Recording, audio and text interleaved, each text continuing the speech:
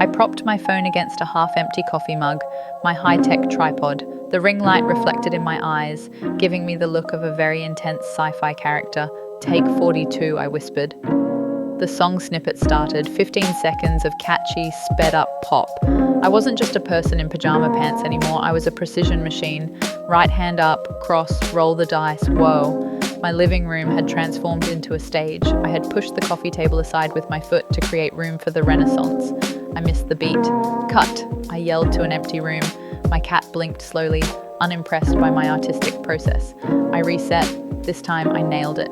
The intricate hand tutting, the hip sway, the synchronized lip sync, it all clicked. For 15 glorious seconds, I was perfectly in sync with millions of other people across the globe. I watched the playback, grinning at the screen. It was silly, it was fleeting, but it was a tiny digital masterpiece created between my sofa and the TV. The choreography was over. The teacher stepped back and said the scariest word in the English language, freestyle. My brain panicked. What do I do? The robot, the Macarena?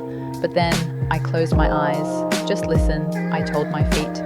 Freestyle is the art of trusting your own skeleton. I let my shoulder dip. It felt good, so I let my hip follow. I wasn't doing a specific style, I was doing a me. A little bit of jazz, a little bit of stumbling, a dash of grocery store aisle shimmy. It didn't have to look perfect, it just had to feel true. I spun until I got dizzy, then melted into the floor.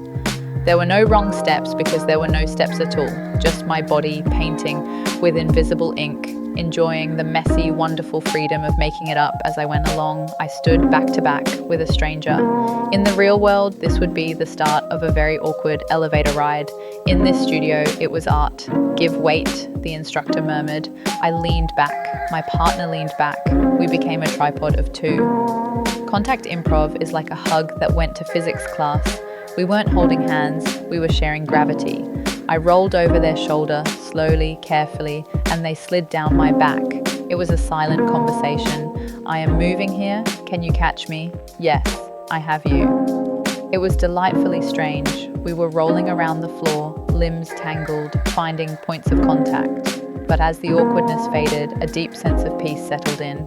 It was a reminder that we don't have to carry our own weight all the time. Sometimes it's okay to lean on someone else, even if you're just rolling over their left calf in the name of experimental dance.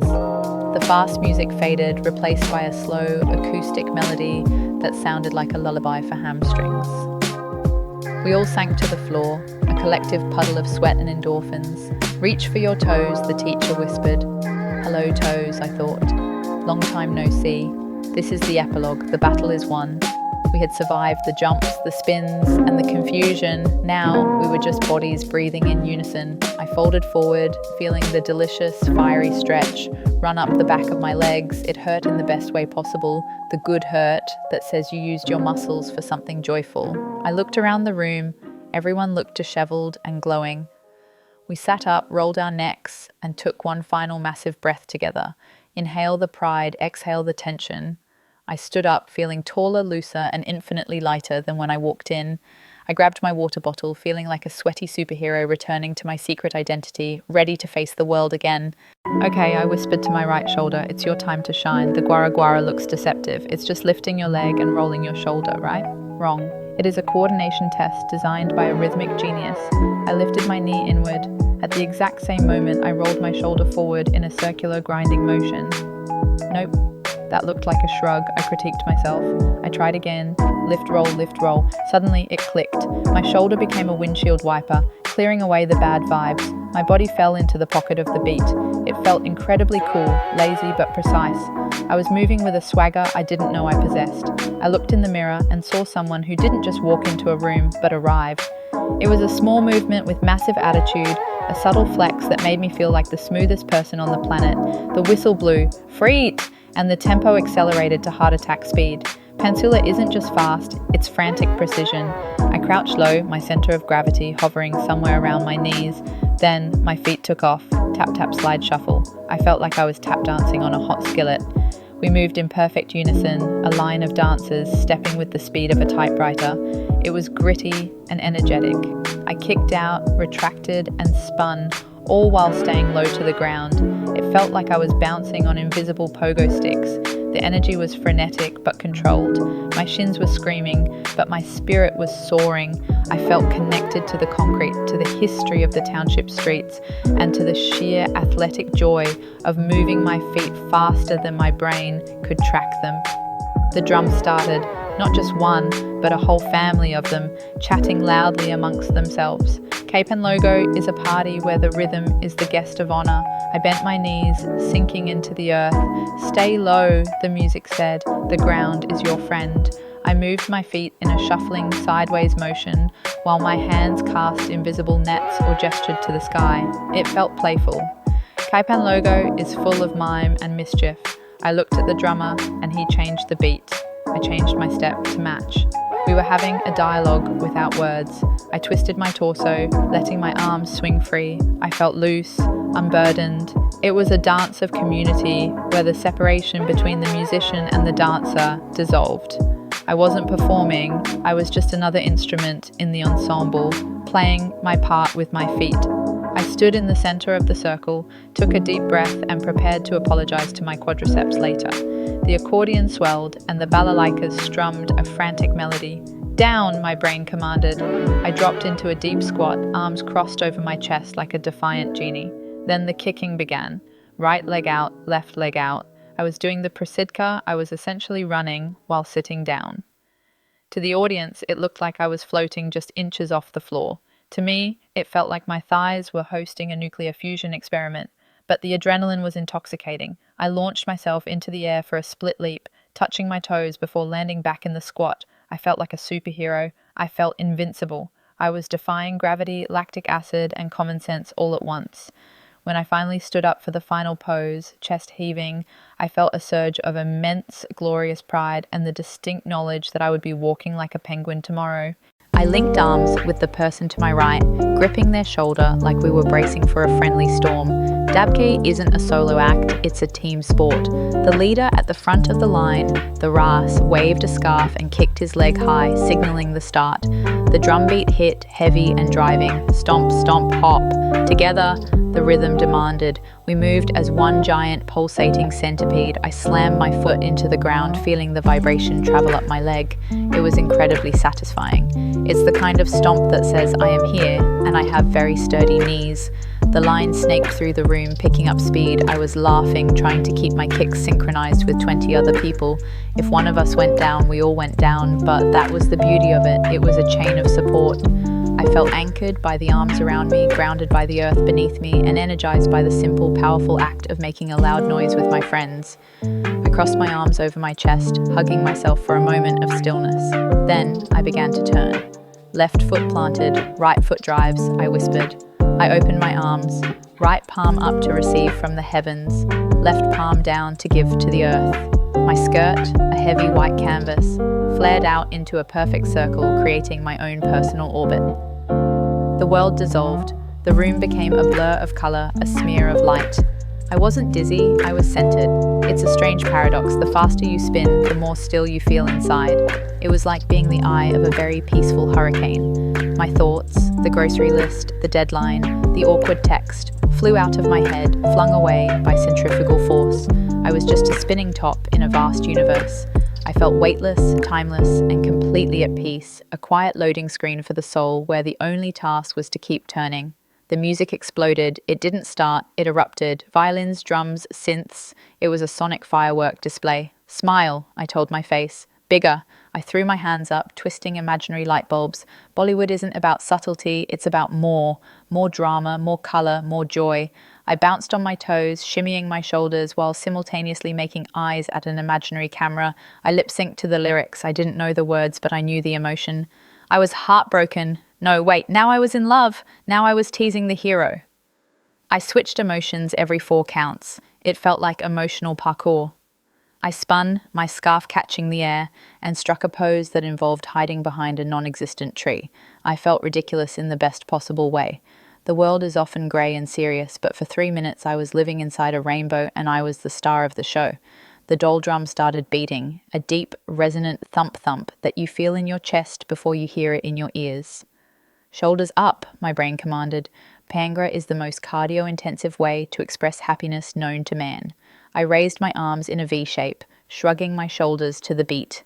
Bounce, bounce, bounce. I felt like a very rhythmic pogo stick. I lifted my legs high, stomping with glee. Ballet, ballet, I shouted, because you cannot do Bhangra quietly. It demands vocal enthusiasm. I was sweating within 30 seconds, but I didn't care. It was impossible to be tired when the music was this infectious. It felt like my heart was high-fiving my ribs. I was celebrating absolutely nothing, maybe just the fact that it was Tuesday, but I was doing it with the energy of a harvest festival. I finished the routine, breathless, exhausted, and feeling like I could conquer the world or at least eat a very large meal. The music started, something bluesy with a modern beat, the kind of song that makes you want to wear sunglasses indoors. I took my partner's hand and felt the anchor, that moment at the end of the slot, where we both leaned back just enough to create a delicious tension. Walk, walk, I thought, moving down the slot. Then came the improvisation. My partner didn't just lead me, he suggested a conversation. He slowed down, playing with the lyrics, and I found myself matching him, extending my arm in a way that felt surprisingly elegant for someone who trips over flat surfaces. We were an elastic band, expanding and contracting, breathing with the music. I wasn't just following steps, I was co-authoring a story. It felt smooth, sophisticated, and wonderfully stretchy. A dialogue where no one interrupted, and everyone listened. The lights were low, and the saxophone was crying about a lost love, but strangely, I felt fantastic. Blues dancing is what happens when a hug gets a rhythm and decides to go to therapy. I rested my hand on my partner's shoulder. We weren't moving fast. In fact, we were barely moving at all. It was all about the pulse, a heavy, grounded beat that lived in our knees and hips. Just feel it, the music said. I closed my eyes. We swayed, shifting weight with a slowness that felt like moving through warm honey. It wasn't about flashy turns or looking impressive for the crowd. It was about the micro movements, a subtle shift of the ribcage, a drag of the foot. It was a silent agreement to just be there in that sad, beautiful song together. It felt incredibly grounding, like the weight of the world had been transferred to the floor, leaving me light and safe in the music's embrace. The washboard, the frottoir, started scratching out a rhythm that sounded like pure caffeine, and the accordion wheezed into life with a happy shout. You cannot be sad when an accordion is yelling at you to dance. Zydeco is like seasoning for your feet. My upper body stayed relatively calm, pretending I was just having a casual chat at a picnic, but below the waist, my feet were running a marathon. Step tap, step tap. We shuffled side to side, hips swaying with a natural, earthy groove. It felt like the floor was a drum, and my shoes were the sticks. Lâche pas la patate, the singer shouted. Don't drop the potato. And while I didn't have a potato, I held onto the beat for dear life. It was sweaty, unpretentious fun, a dance that smelled like spices and felt like a family reunion where everyone is invited, even if you have two left feet. The pa began, and the room instantly transformed into a giant carousel. Polka is the only dance that demands you return to being 6 years old immediately. Hop, my brain commanded. We took off. 1 and 2, 1 and 2. We were galloping. There is no way to look cool while polka dancing, and that is its greatest gift. You have to surrender your dignity at the door and replace it with pure, unadulterated bounce. We spun around the floor in a giant circle, dodging other couples who were also grinning like maniacs. The room blurred into a swirl of color. I was dizzy, I was breathless, and I was laughing so hard I could barely keep count. It was cardio, yes, but it was cardio with a smile. It was the joy of centrifugal force and the simple, silly delight of hopping around a room just because the accordion told you to. I stalked across the floor toward my partner with the intensity of a debt collector who also happens to be deeply in love. The music started, a bandoneon wheezing out a melody that sounded like a heart attack set to sheet music. I grabbed her. Well, grabbed is too pedestrian. I embraced her with a frame so rigid it could have doubled as a roll cage for a race car. We didn't just walk, we prowled. Slow, slow, quick, quick, slow. Every step was a negotiation, a silent debate over who was actually driving this vehicle. I stared into her eyes with unblinking ferocity, trying to convey a mix of I desire you and if you miss this pivot, we both die. Then came the gancho. I hooked my leg around hers in a move that, in any other context, would be considered a tripping hazard worthy of a lawsuit. We snapped our heads to the left, whiplash for the sake of art, and paused. The silence was heavy, the tension was thick. I dragged my foot across the floor, creating a dramatic friction that I hoped looked sultry, but actually just felt like I was cleaning a stain off the parquet with my soul. We were angry, we were passionate, we were two people aggressively walking sideways while refusing to blink. "Hold your frame," my instructor shouted, as if my arms weren't already burning with the fire of 1,000 suns. I was currently locked into a posture that required me to hold an invisible heavy beach ball while rotating at speeds generally reserved for NASA astronaut training. 1, 2, 3, 1, 2, 3. We were a human gyroscope in a tuxedo and a ball gown. The room blurred, the chandeliers became streaks of light, the other couples became smeary blobs of colour that I had to avoid colliding with at all costs. "Look regal," my brain commanded, while my inner ear screamed, "Abort mission, we are going down." I maintained the rise and fall, bending my knees on count 1 and rising on toes for 2 and 3, essentially doing hundreds of polite squats while spinning. It's the only dance where you have to look like 19th century royalty while suppressing the urge to stagger like a drunkard. I smiled a plastered, frozen smile at my partner. She smiled back, her eyes slightly crossed.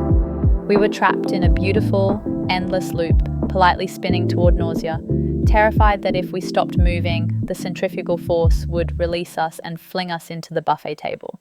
The music was Frank Sinatra, the vibe was Martini at sunset, and the reality was that I was trying to defy the laws of momentum. Foxtrot is deceptive. It looks like you're just taking a stroll, but it's actually a slow, quick rhythm that requires you to glide like a hovercraft. I took the first slow step. It lasted forever. I had to hang in the air, transferring my weight from heel to toe with such agonizing control that I felt like a thief sneaking past a sleeping dragon. I was wearing tails, penguin cosplay for the elite, which meant every mistake was magnified by a flapping piece of fabric behind my knees. "Don't bob," I told myself, "you must be a swan." Smooth on top, paddling frantically underneath. I initiated a feather step. I extended my leg, brushing the floor silently, trying to cover 3 yards of ground without looking like I was lunging for the last bus. My partner floated backward, trusting me not to drive her into a pillar. For a fleeting second, I felt it. The pure, unadulterated suaveness of a 1940s movie star. Then I realized I was one quick step behind the music and had to accelerate my glide into a panic walk just to catch up with old Blue Eyes. Smooth, barely, stylish, always. I walked into the kitchen. The coffee maker was making a sound like a techno beat. I put the milk in the cupboard and the cereal in the fridge. I was wearing one slipper and one running shoe. "Cut," I whispered. "We are in a surrealist phase." Instead of panicking about my scattered brain, I leaned into the dream logic. If a flaming giraffe walked through the hallway right now, I would simply offer it some toast. Surrealism teaches us that life doesn't always have to make linear sense. Sometimes it's just a series of bizarre images stitched together by caffeine. I accepted the weirdness. I embraced the absurdity. I ate my cereal with a fork. It felt avant-garde. I stared at my closet. It wasn't just clothes. It was a paint box of feelings. I reached for a bright yellow sweater. "Hi," the sweater seemed to say. "I'm optimism." I looked at the grey sweatpants. "Hello," they whispered. "I'm radical acceptance of laziness." I put them both on. Yellow top, grey bottom, optimistic laziness. The hues wore name tags announcing my internal state to the world. I realized I can code my day just by getting dressed. If I wear blue, I am calm. If I wear red, I am spicy. Today, I am a ray of sunshine that intends to nap. The colors don't lie. It was a dark and stormy night. Thunder rumbled, the wind howled.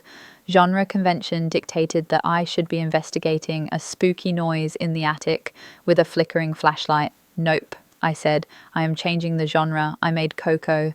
I put on fuzzy socks. I turned on a lamp. I shifted the movie from horror to hygge documentary. Genre conventions are a cozy blanket of expectations. You can snuggle under them or you can toss them aside. I decided my life is a low-stakes sitcom where nothing bad happens to the protagonist, especially when there are marshmallows involved. I was trying to explain to my friend how I felt after a long week of work. I opened my mouth, but only tired sounds came out. Then I pointed to the houseplant on the shelf. It had been drooping yesterday, but after a drink of water, one new, bright green leaf was slowly unfurling. "That," I said. "I am that." The picture said 1,000 words so my vocal cords could rest. My friend nodded perfectly. She understood the leaf energy. Sometimes you don't need a monologue, you just need to point at a vegetable and say same. I was on a video call. I felt vulnerable. I didn't want to be fully seen. So I pulled my knees up and hugged a giant throw pillow. In the frame, you could only see my eyes peering over the top of the velvet cushion. The text was, "Yes, I can have that report ready." The subtext was, "I am a soft creature hiding behind a barricade of fluff. Please be gentle." Hidden feelings peeked from behind the prop like shy puppies. The framing protected me. It signaled my boundaries without me having to say a word. I felt safe behind the wall of velvet. The sun went down. The day was over. I sat on my porch, watching the credits roll. I reviewed the dailies of my life. There were outtakes, there were technical errors, there were continuity issues. But as I sat there breathing in the cool night air, I felt a warmth in my chest. It's the ultimate goal. It's not about having a perfect picture. It's about how the movie makes you feel. And despite the bloopers, my movie felt good. It felt warm. It felt human. I left the theatre of the day with my heart a little fuller than before. And really, isn't that the only award that matters? That's a wrap, I whispered to the moon. See you on set tomorrow.